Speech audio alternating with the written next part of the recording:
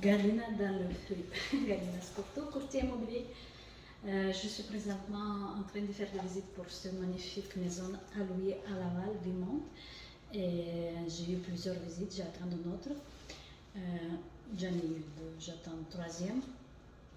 Bon, ça bouge quand même bien. Mais ce que je voulais parler avec vous pendant l'autre visite, c'est comment devenir un courtier immobilier. Beaucoup de gens me croisent et me demandent qu'est-ce que ça prend pour devenir courtier immobilier ici à Québec. Parce que chaque province il a son permis. Donc, si on fait un permis à Québec, on travaille à Québec. Si on fait permis ailleurs, on travaille ailleurs. Chaque fois, il faut faire un nouveau permis. À Québec, il y a 3 permis, résidentiel, commercial et hypothécaire. En 2013, un courtier immobilier faisait tous les 3 en même temps. Donc, tu passais un seul permis et tu faisais et résidentiel, et commercial, et hypothécaire. Après, OASIC a décidé de réglementer. Résidentiel, c'est une chose, commercial, c'est une chose, et hypothécaire, c'est autre chose. Et chaque fois, ça prend un permis. Mais pour avoir un permis, qu'est-ce que ça prend? C'est les études, c'est passer l'école. Moi, j'ai fait mes études au collège immobilier de Québec et j'ai bien apprécié ça parce qu'à l'époque, je travaillais en temps plein au bureau de 9 à 5 et moi, je faisais mes cours le soir en ligne. Et aussi samedi, je pense, ou dimanche, samedi, je pense, une journée de 9 à 4 et le soir était de peut-être de 6 à 9 ou à 10, je ne me rappelle plus. Donc, ça me convenait parfaitement parce qu'après travail, souvent, le courtage immobilier, on le fait parce que c'est un changement de carrière ou c'est un deuxième travail. Et après travail, je n'étais pas obligée d'aller quelque part. Ça, c'était avant l'époque des pandémies, quand on a commencé à faire beaucoup de choses en ligne. C'était en 2012 que j'ai étudié, 2012-2013. Donc, une étude au collège immobilier ou peu importe quel collège qui permette d'obtenir le certificat que vous avez droit de devenir courtier immobilier. Donc, moi, j'ai fait première chose, courtier immobilier résidentiel. Les études sont assez dispendieuses. Pour ceux qui n'ont pas un montant, je veux dire à peu près 5 000 plus ou moins 5 000 $. C'est sûr que vous pouvez en payer en tranches, moitié maintenant, moitié après, mais c'est pas des paiements mensuels. Par contre, je vous raconte mon histoire. J'ai commencé au collège La Salle. Je pense qu'ils ont arrêté de donner des cours de courtier immobilier au collège La Salle. Pourquoi je l'ai choisi? Parce que l'option était de payer mensuellement. Je pense que je payais 600 $ par mois. Par contre, il fallait que je me présente dans la classe après une journée de travail. Et le chemin que je me retournais, j'arrivais à 11h30 à la maison, donc c'était très très épuisant pour moi. Mais c'est pas ça, parce que avec beaucoup de jeunes et aussi les professeurs parlaient juste pour parler de météo, de ça, mais quand tu es fixé, je faisais pas l'école pour faire l'école. C'est comme si j'avais 18 ans, j'avais déjà mon 30 ans, j'avais un objectif. Mon objectif était d'étudier. Désolée, collège La Salle. Puis on parlait des histoires. Dans le cours de droit immobilier, on rencontrait toutes sortes d'histoires, mais c'est rien relié à immobilier. Dans le cours de vente, le professeur aussi parlait beaucoup. C'était trop du blabla et très peu précis, concis. Et j'ai décidé d'annuler cette inscription au collège de La Salle et je me suis inscrite au collège immobilier. Et le collège immobilier, c'est la même place où se font l'examen du OASIC. À Île-des-Sœurs, il y a plusieurs places, à Brossard aussi, je ne sais pas s'il est à Laval, mais à Rive-Sud, c'est sûr qu'il y en a. Donc vous pouvez les faire en classe aussi, mais si vous faites une deuxième carrière, peut-être en ligne, c'est la meilleure option pour vous. Et donc, je me suis inscrite là-bas. La formule en ligne, ça me convenait parfaitement. Mais il fallait que je paye tout de suite tout le montant. Donc, à l'époque, il faut avoir ce montant pour que vous pouvez passer l'étude. Mais après l'étude, attention, Si vous voulez payer en simulation d'examen OASIC, par exemple, c'est un autre 100 dollars à l'époque, 125, peut-être maintenant 150, je ne sais pas. Après, l'examen lui-même, quand vous passez l'examen, ça vous coûte, à l'époque, était autour de 800 ou 150 dollars. Encore une fois, les frais. Donc, vous voyez que vous avez un bon 6 000 à côté. Vous pouvez payer avec la carte de crédit, mais c'est mieux quand vous avez l'argent à côté. Donc, le grand défi, c'est l'argent. Pour faire de l'argent, ça prend de l'argent. Je pense, parce que j'en ai connu plusieurs qui aimeraient devenir courtier, mais quand je leur dis combien ça leur coûte, juste les études, ça les arrête ici. Bon, payer le permis. Et si vous ne passez pas l'examen d'une seule fois, la première fois, vous devez réinscrire. Chaque fois, vous payez cette frais. Moi, ce que je me motivé, de passer d'une première coup mon examen, c'est que je n'ai pas envie de payer un autre 800 dollars. Je le donne tout de suite. Tout de suite, l'examen, ça s'est bien passé. Et c'est ce que c'était drôle. Pendant que j'ai sorti de mon examen, j'ai sorti, je pense, un petit peu plus tôt que les autres, je sais pas. Que j'ai sorti, le prof du cours de vente, je pense le cours de vente du collège immobilier, du collège La Salle, qui lui-même était aussi un courtier immobilier, qui travaille dans la région La Salle, la Chine. Il avait aussi une école privée de donner, préparer les gens pour l'examen OSIC. C'était vraiment bizarre. Tu trouves à la salle et tu donnes individuellement. Et quand j'ai sorti de mon examen, j'étais confiante que j'ai bien passé, je suis bien écrit. Mais lui me dit, ah, ça a bien passé pour toi? Je dis, oui, ça vient. Il avait un piège dans mon examen. Tout à coup, ma confiance en moi, ça comme, quel piège? Je ne me rappelle pas du piège. C'est quoi la piège? Est-ce que je ne l'ai pas mentionné? Ça commence à me travailler. Je dis, mais t'en fais pas.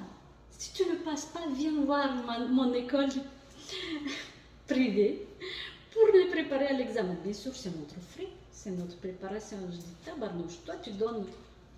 C'est mon avis personnel, ok? C'est mon avis personnel, c'est mon expérience personnelle. Tu donnes des cours n'importe comment au collège, et après tu fais ton école préparation pour l'examen OSIC, tu prends du frais encore. Et en plus, tu mets des grains de doute dans les gens qui sortent. Parce que lui, c'est bizarre, un prof n'est pas pendant l'examen OSIC. Pourquoi il est là pendant l'examen OSIC? Parce que lui, les gens quand sortaient d'examen, disaient, regarde, tu n'es pas passé maintenant, tu peux étudier avec moi, je vais te préparer et tu vas le passer. Mais peut-être c'est mieux donner bien le cours dans le collège. Bon, mais c'est pas juste lui, les autres profs aussi, blablabla, le météo. Écoutez, c'est mon avis personnel. Je regarde. Donc, ce que ça prend, c'est faire une étude dans un collège immobilier, peu importe où, mais que cette cour soit reconnue par WISIC. Par après la cour, vous passez l'examen, après vous payez l'examen aussi, et après vous pouvez obtenir le permis. Est-ce que cette femme... entre que vous avez passé votre examen pour le permis et le délai que vous pouvez commencer à travailler, vous avez quand même 12 mois. Donc vous n'êtes pas obligé de faire tout de suite vous engager à l'agence. Pourquoi? Parce que quand vous rentrez dans une agence, peu importe quelle agence, et les agences sont là aussi pour vous recruter pendant que vous faites les études. Dans certains collèges, le collège immobilier, je n'ai pas eu ça, mais ils viennent vous rencontrer Saturn, Remax, Century 21, ils vous racontent, nous sommes telle agence, je ne sais pas si c'est par des frais, puis ils vous recrutent, mais quand vous êtes obligé de travailler avec une agence. Un courtier immobilier ne peut pas être tout seul, à moins qu'il lui crée sa propre agence lui-même. Donc, et chaque fois que vous êtes travaillé avec une agence, vous payez d'autres frais. Remax, c'est à peu près 1 000 $ par mois. Satan, à peu près 400-500. Royal de Page, 350, 400 en général. Donc, vous devez, même si vous ne faites pas des transactions au début, vous n'avez pas la clientèle, le temps que vous faites comment faire, les frais continuent chaque mois. Donc 500 $, 300 $, peu importe, c'est de l'argent en plus que vous avez payé pour les études. Le temps que vous avez votre premier client. Bien sûr, le premier client va payer peut-être vos formations ou la moitié de formation et vos frais mensuels, mais il faut être prêt à ça. Donc vous êtes avec une agence, vous payez les frais mensuels, mais aussi vous devez payer chambre immobilier. Moi, quand j'ai commencé, je payais 65 $, maintenant je suis rendue à 85 $, je ne sais pas pourquoi ça augmente. Donc, frais de bureau avec l'agence, frais de chambre immobilier, et chaque année vous devrez payer votre permis. Plus ou moins en total, permis, voici que chambre immobilière, ça coûte aussi 3 000 $. Donc, comptez juste combien de dépenses vous avez à faire première année. Et les premiers clients vont juste payer ce que vous avez. Première 2, 3 clients, ça dépend qu'est-ce que vous faites. Moi, j'ai commencé par exemple avec location, c'est pas payant. Il va juste payer vos études et vos investissements en immobilier. Donc, à part après, ça prend une personnalité qui aime travailler avec les gens.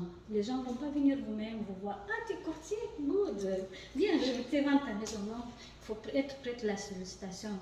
La sollicitation, vous le faites. Moi, j'ai fait mes cartes d'affaires, j'étais partout. Dans le magasin, dans la pharmacie, chez coiffeur, chez mes amis, là on fait, j'ai donné, je me gênais un peu, je dis, Galina, tu as commencé à faire, non, tu es notre ami, tu donnes les cartes partout, mais non, c'est justement ça qu'il faut faire. Et aussi les appels qu'il faut faire, il y a des agences qui ont des heures précises, du 9 à midi, tu fais que des appels, tu as la liste des téléphones, tu appelles les gens, tu appelles. Jusqu'à quand tu tombes quelqu'un qui te donne un rendez-vous, tu vas à la maison. C'est une très bonne technique, mais il faut que tu sois prête à ça, il faut que tu sois prête à attendre non, jusqu'à quand tu as un oui. Et c'est sûr, cet oui va payer, tu vas réussir la transaction, va payer tous tes frais, et après tu vas avoir deuxième, troisième, quatrième, cinquième oui, mais c'est la personnalité à toi. Est-ce que tu es une personne qui aime travailler, parler de toi, te faire vendre tout le temps? En fait, c'est toi, tu dois te vendre tout le temps. Je dis, voilà, moi je suis courtier immobilier, je offre tel service. Moi, c'est mon plan d'action pour vendre votre maison, c'est tel. Voilà. Bien sûr, on commence par notre cercle d'amis, on parle à tous nos amis. Après, les amis réfèrent à d'autres gens, puis après, on a une maison à vendre, on commence à solliciter les gens du quartier. C'est beaucoup de sollicitations. La partie plus fun que tu passes chez le notaire et tu reçois l'argent, ça peut être 6 mois plus tard, 3 mois plus tard, parce que le délai entre promesse d'achat acceptée et date passée chez le notaire, et ça peut être un mois, ça peut être 3, 6 mois et même une année. Et vous êtes payé juste après que vous avez passé chez le notaire. Tout ce temps-ci, vous devrez bien gérer l'argent, payer vos frais mensuels, peu importe vous avez revenu ou pas. Donc c'est un métier, oui, payant, oui, on a des clients, mais il faut être prêt à un moment donné, bien gérer l'argent, et avoir une réserve pour payer les études, ou si vous l'avez fait avec vos cartes de crédit, préparez-vous que les premiers clients vont juste payer vos frais, vous allez rembourser tout ce que vous avez. Et ici, on va avoir une personnalité ouverte à discuter avec les gens, à les voir, à parler de vous-même. Si vous êtes un genre juste à faire du bureau de 9 à 5, peut-être que vous n'êtes pas dans le bon endroit. Si vous êtes une personne proactive, vous aimez aller voir les gens, puis en plus apprendre les côtés juridiques, tout ça, mais ça c'est vous avez dans votre formation les lois, le courtage, et en plus, n'oubliez pas, vous êtes courtier immobilier, vous êtes déjà sur le marché, ça marche tout bien, vos transactions, vous payez tout ça, mais chaque 2 ans, vous devrez faire de nouvelles reformations. Voici que suit très bien les courtiers immobiliers, et chaque formation c'est payé. Ça prend d'obtenir des points, des crédits, un certain nombre obligatoire et un autre nombre, parce qu'il y a trop de cours qui vont vous obliger à les faire. Je pense qu'il est à 6 points. Et les autres 18, c'est à votre choix. Donc, vous choisissez vos formations. Mais chaque formation est payante. Une formation, ça peut coûter 150 $, ça peut coûter 200. Ça dépend du niveau. Et ça dépend combien de points vous donne. L'une vous donne juste un point, l'autre vous donne 2, l'autre vous donne 3. Et il y en a des formations qui vous donnent même 6 points. Mais pour tout ça, c'est payant. Et plus vous avez des points, c'est plus cher. Donc, chaque année, vous déboursez frais d'agence immobilière, vous déboursez permis, autour de 3 000. Vous déboursez les formations. Et vous faites l'argent aussi, avec des bons clients. Et vous dites, si tu vends ta maison, tu viens me voir. Si ton ami vend ta maison, tu viens me voir. C'est sûr que ça va te frustrer si quelqu'un de tes proches vont aller voir ailleurs, mais il faut vivre avec.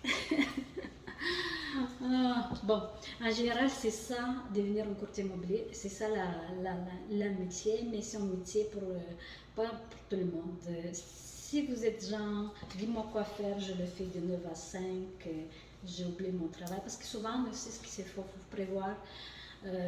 Être proactif, voir les gens, il faut travailler le soir parce que les gens qui travaillent de 9 à 5 vont pouvoir visiter juste le soir. Il faut être disponible samedi, dimanche. C'est sûr, plus on travaille, on établit notre horaire, on arrête de travailler juste dimanche. Mais au début, on travaille le soir, le samedi, le dimanche. Et si vous avez un autre emploi encore, que vous le gardez pendant que vous lancez en immobilier, ça prend du temps, ça prend de l'énergie, ça prend de l'argent. Ça prend l'amour pour immobilier. Donc, c'est ça. Si vous avez des questions, vous pouvez m'écrire en bas. En général, c'est ça le métier des côté immobilier. Et moi, j'ai fait en 2013, j'ai eu mon permis. J'ai passé mon examen, j'ai eu mon permis de courtage immobilier. J'ai trouvé une agence, j'ai commencé à travailler avec eux autres, mais vu que pendant mes transactions immobilières, souvent j'avais des offres comme compte commercial, une location commerciale, et je refusais toujours ces transactions parce que je n'avais pas mon permis commercial.